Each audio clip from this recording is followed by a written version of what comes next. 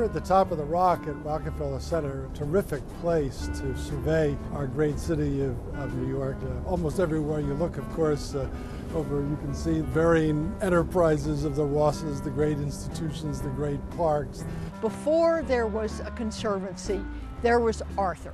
We're here in the Pinetum, which is the most special place in Central Park. It's the Arthur Ross Pinetum that Arthur created over 30 years ago. They were little trees. I remember them as small trees. Now you see there's this huge and beautiful pine grove. Arthur's favorite tree is the Himalayan pine behind me, and it's probably 45, almost 50 feet tall. We're standing here just near the great Himalayan white pine, about 80 feet tall, planted in 1902, with its beautiful pendulous branches and its long, long needles. There's no wonder, really, that this is Arthur's favorite tree in this magnificent collection. What they have done at Barnard is really a microcosm of what they have done for the whole city, to make the heart of the city green, and to make Manhattan, with its tallest skyscrapers and its busy people and its crowded streets, a city that's also really a park and a part of nature as well. The amazing thing about the Rosses is that they've been very single-mindedly committed to making the community a better place and also a more beautiful place. You know the great City Beautiful movement of the late 19th century. I think it's really true that Arthur and Janet have created their own City Beautiful movement in New York City in our time. Arthur and Janet share their fantastic civic spirit, their smart style, and in the process they've lifted our city and they've lifted each of us. Janet Ross brings an aesthetic sense and an artistic vision, in fact, to the work of the Municipal Art Society. Arthur and Janet are national treasures. You know, they both should be landmarked along with this wonderful building. The great thing about Arthur and Janet as board members is when you get them, you get all of them. I mean, you get their enthusiasm, you get their insight, you get their intelligence, you get their tremendous excitement.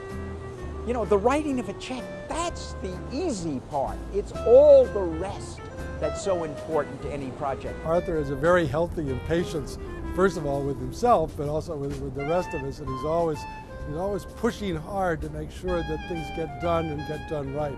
Arthur Ross, besides being generous, is a very vigilant counsel and has great sage advice. Arthur was a member of the board of Lincoln Center Theater, so he thought that the theater should be driven by the idea of doing plays that people wanted to see. And I looked at Arthur and said, Arthur, the problem is we don't really know which plays people want to see. So, I don't know how many of you are on Arthur's telephone list. It's a very tough place to be because the phone can ring at any hour of the day or night. Arthur can call me on the phone anytime, and since he has discovered my cell phone number, I know that I am available to Arthur 24/7. Favorite story of mine is when Arthur called me on the phone and said, "Young man, what's the latest things you've been doing in New Yorkers for parks?" And of course, I don't have any chance to reference any of my materials. I just have to spit it right out, which I do. And he says, "Very good. I'm glad to hear that, and keep up the good work." It's that kind of leadership, though, and support that makes you want to come to work every day. I remember one time Janet called and said she and Arthur had a few questions about our plans for the west side near Moynihan Station. And I said, well, maybe we'll get together next week sometime. She said, well, actually, we'd like to come over now and pick you up and drive over there. But they showed up 20 minutes later. We down to the west side, got out of the car, walked all over the rail yards in the Javits Center, in the waterfront. I can't think of anybody else who would have had the interest, let alone the stamina to do that. And then, of course, on the way home in the car, on the way back uptown, Arthur just peppered me with questions. Arthur Ross calls from time to time, and he always has very insightful, tough, demanding questions, and they help me focus on the problems at hand, the challenges at hand, the accomplishments we've made. Keeps me on my toes, that's for sure. The thing I love about Arthur Ross is whenever I telephone him and he answers the phone and I inquire as to how he's feeling or weather is. He always says, never better, and I just think that's such a wonderfully optimistic way to begin the day.